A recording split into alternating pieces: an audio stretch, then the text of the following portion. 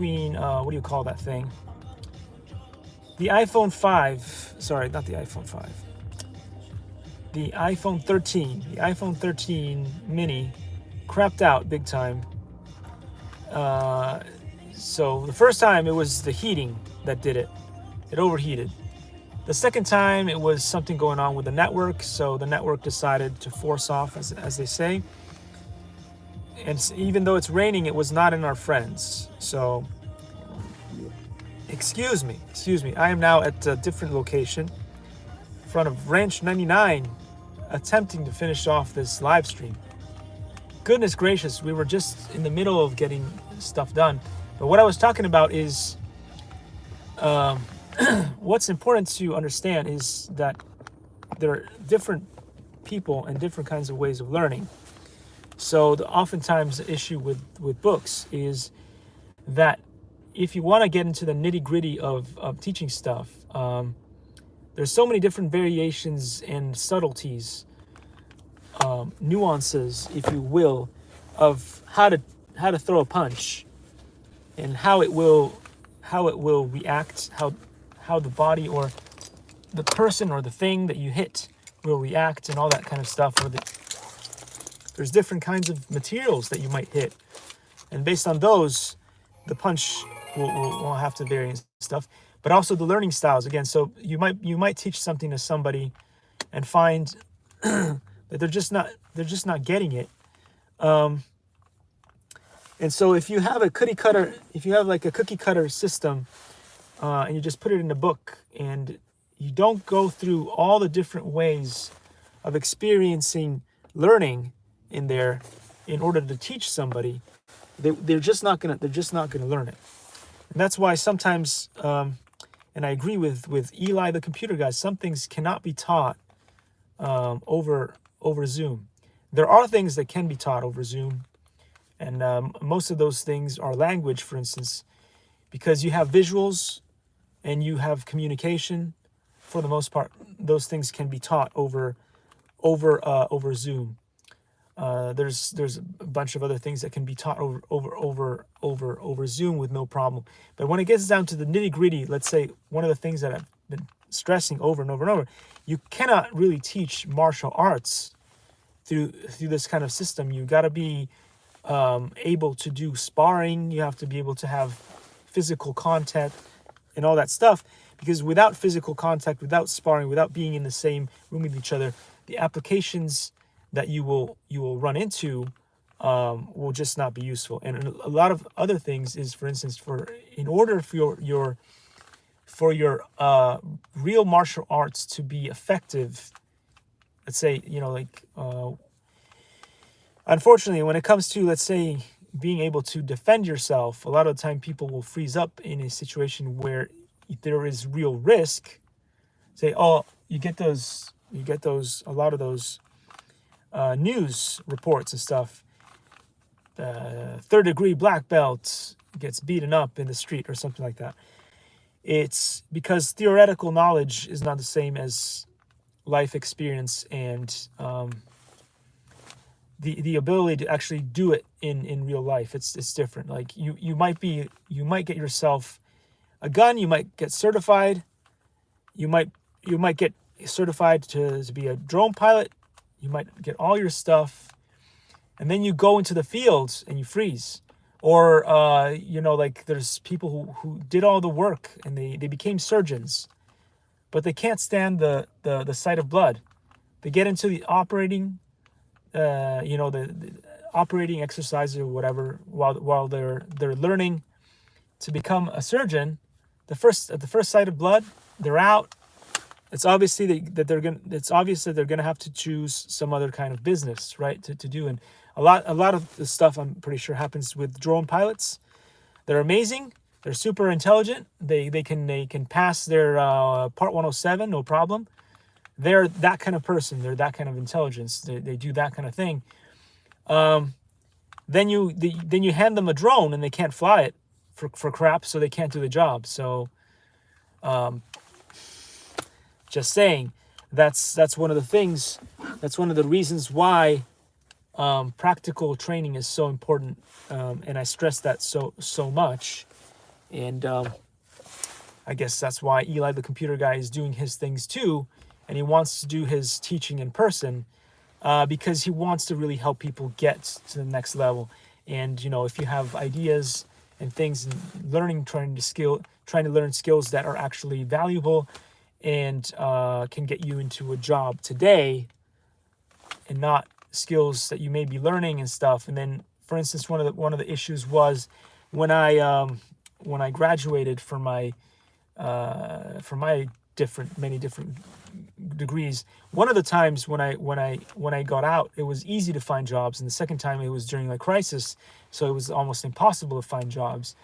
And one of the issues there was also that as time progressed, the first time when I was looking for jobs, we were talking about was Maya anywhere between Maya 1 and Maya 3 or something like that had come out. And then at the end, like all kinds of different Mayas had come out, like Maya 7, 8, 9, and it just kept going on and on and on and on. And as technology and as everything got faster, better, cheaper, and the new age of technology went on, people had to pick up skills so much more quickly. And so maybe you were an absolute expert in Maya 1, but now you had to know the things in Maya 2 and Maya 3 and Maya 4. So now whatever skills you had is just too far in the past. It's just not going to work for you. Not to mention a lot of companies, they use plugins, these things that make the workflow better, easier, or different in different ways. Sometimes they're very complicated to use. So even if you've learned everything that you were supposed to learn in school, the learning curve is big. So if you aren't, and that's why they stress this so much when they do the people like me who've actually worked in recruiting. I mean, I did most of my recruiting not in-house, like online, but still, the things that people always look for are communication skills, the ability to learn quickly, and all those things, to be coachable, to be easy to work with. Again, especially communications and learning quickly. Those are the two fundamental tasks nowadays when you're looking for jobs.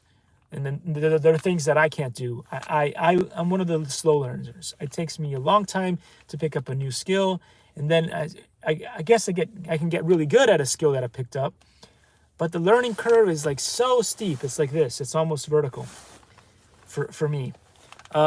Most people they're like this. That's kind of the average, right? There's like 45 degrees or something. But for me, it's this. So every time I needed to pick up a new skill, gosh darn it, took forever. So especially in the tech world, if you're doing anything that has to do with working for those companies, Hollywood, Disney companies or whatever, they're learning new things all the time. It's just constant. How did we use this plugin? They just created the latest and greatest plugin for that. How do you rig this thing? How do you 3D model that? How do you do the texturing and the coloring and all that stuff? It is just wild, and it's just so fast paced. If you can't live in a really fast paced kind of environment, you're not going to make it. And also the turnaround is really fast, because if you're not okay with whatever price, whatever that you're being paid at, someone else is going to be cheaper, and they're going to take your job. So it is really cutthroat. So anyway, going back to that thing, when you're looking for a business to get into in these days in the wild or whatever, look at something that's stable. Look at something that's stable, that is not extremely fast-paced, if you're not the fast-paced kind of guy. Because otherwise you will just fail at it. You won't be able to live and work under those kind of circumstances. Oh, so anyway, that's one of the things that I wanted to drill down in this book. We went through the stuff. I can't go into much more detail today. We will continue on with some really fun stuff in the next episode tomorrow, how to develop a deceptive and powerful lead hand like Yenkai-san and Sumnung Arrow Step Punch. So they'll go into some details there. And then there's going to be some fun stuff with kids and more photographs, stuff from the Tom Wong's YouTube channel. Again, if you haven't seen Tom Wong's YouTube channel, you should go check it out. You will find things like this. Don't go for the other Tom Wong. It's not the right Tom Wong. Don't get lost. Anyway, I wanted to say a few things about that and about learning and teaching, different methods of learning, different learning types. People are not all the same. They learn differently. Some of the most disruptive individuals tend to be super intelligent because they'll pick up the skill and then they'll get bored and then they will either ask questions that are not related. There's no such thing. There's no such thing as asking a stupid question in class. But there is such thing as asking unrelated questions that are not pertinent or useful in the learning process of the other students. And that can be very distracting in a classroom. So that's a thing. That's a thing. I promised you guys that I would take a whack-a-mole at the Rubik's Cube. I do have my cheat sheet here with me somewhere. Remember, guys, I know Victoria's Secret. Yeah, you wouldn't believe is an old man that lives in Ohio. I don't know if he's old man. But anyway, recently a person got fined for not having one of these. You can get yourself one of these from the Pilot Institute. It is free. Do not pay for it. It is free. Okay? Unlike Part 107, which you have to pay for. The trust is free. So you should probably do this anyway because it's okay. It's educational. It's quite fun. If I can pass it, you can pass it. I may not be able to pass the Part 107. That's too brainiac-y for me. I'm still trying to learn it. I will eventually learn some of it as much as I can. But, you know, it is what it is on that. This even someone like me, as stupid as me, is able to pass it. So you may want to get one of these because very soon they will be enforcing it probably worldwide. Hopefully not in states where people are smarter. But, you know, you never know. You never know what's going to happen. Hopefully some states will be smart enough not to need one of these. But in all the other states where you'll get tushy whooped for not knowing how to do that. Oh gosh. So I have my special system here. The reason why I did this at the end of the video is because the chance of failure is really high. So I'm gonna wreck this and then I'm gonna try to fix it. Let's see, right up, top left, right down, top left. Can I still do any of these? Okay. Trying to remember because I did it the other night. I can't remember the algorithms. So it is right up, right up. Okay, wrong. What? Right up. Okay, I've lost it completely. I was doing it different the other day. What the heck? Maybe I was doing it different. I was doing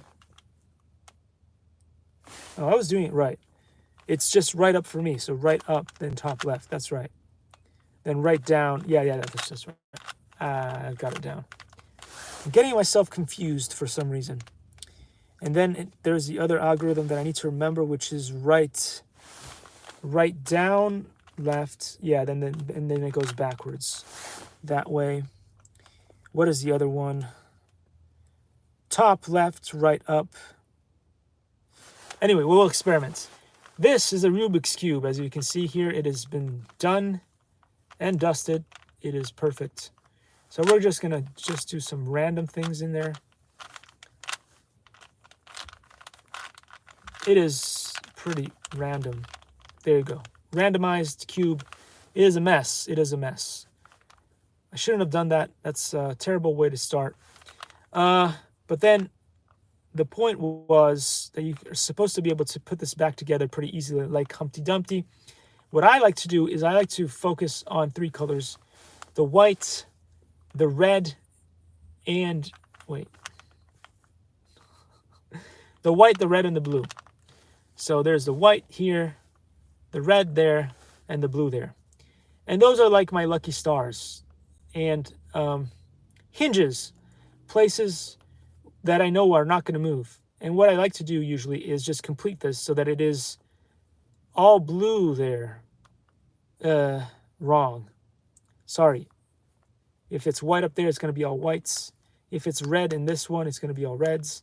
And if it's blue there, it's going to be all blues. So that's what I usually go for right away. And I spin the things around so that those match right away. So first thing I'm going to do is make sure that, okay, I'm going to move this way. Then I'm going to move this piece up towards the white, because that's where I want it to be. And now when I twist the cube back to you guys, you'll notice that, did I screw up already? You'll notice that there's now white, white, and blue. And what I want over here is going to be white and red. So we have to find the red bit over there. I found it already. Okay, where did it go now? Red, white. Okay, this is why it's going to take a while. This is why it's going to take a while. What did I do? I swear I did this wrong. I did this wrong. That's right. Okay, here we go. So now what you'll see is white. And what I put is the white blue there. And I put the white red there. And now these are the ones that are mismatched in the middle. So what I need there is the one that's all 3 colors there. It's going to be white, blue, and red. You've got to find that one, put it there. And then also put the one underneath, which is going to be blue and red. You've got to find those 2 and then match them up in order for that to work. So I already know where one of the 2 is, but I've got to put it in the right spot. So that's going to be the challenging bit. And aim it the correct way too. Let's see if I got that right. I did. I got that right. So there you have those in the right spot. But then now all the other ones went out of place. So I've got that in the right spot. I've got to put all this back where they were before. So we'll do that in a second. Ish. I have to remember where they went though. Where to go? Where to be? Where they be? There's one.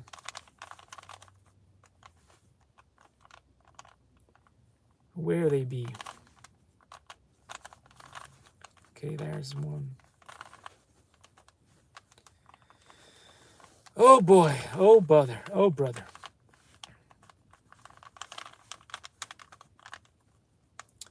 All right, so, whoa. Okay, that was a mistake. That was a mistake. See what I did there? See what I did there? Those were the right bits in the right places, but at the wrong angle, so it doesn't work.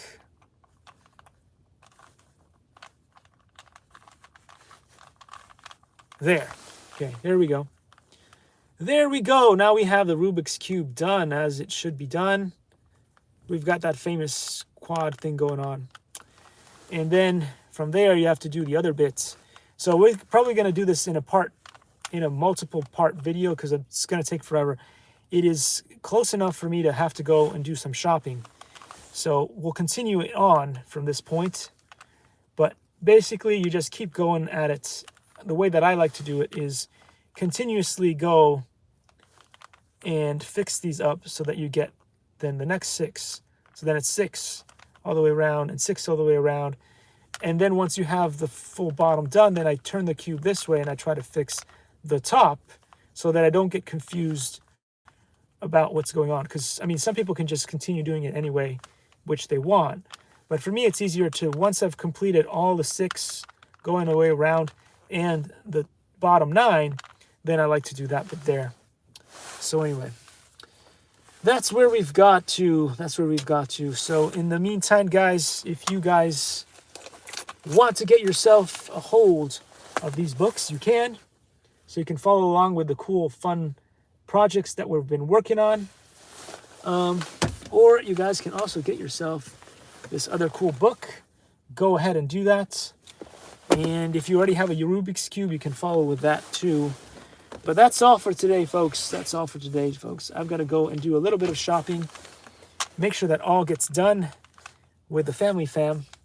And I've run out of energy. I'm completely low energy right now. I'm starving. Oh, it's been an interesting morning with the iPhone 13 mini getting overheated. Then the cloud of death deciding that we couldn't continue the live stream from that location. And now me not being able to finish the cube for you guys, but we've got something done.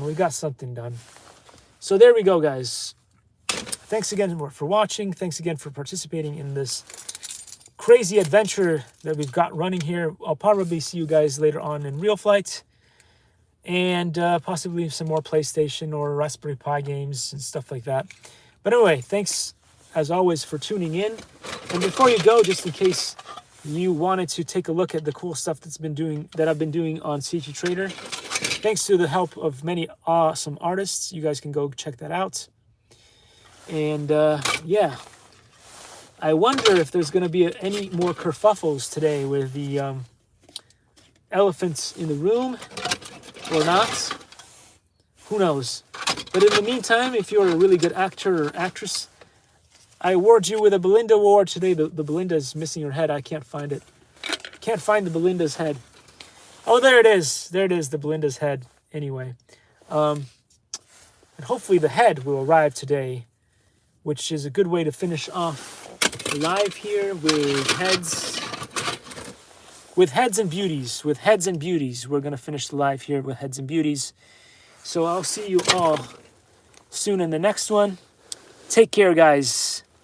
Whoa, what's going on with the lighting? The lighting went wild. Guys. I'll see you all in the next one. Take care, guys.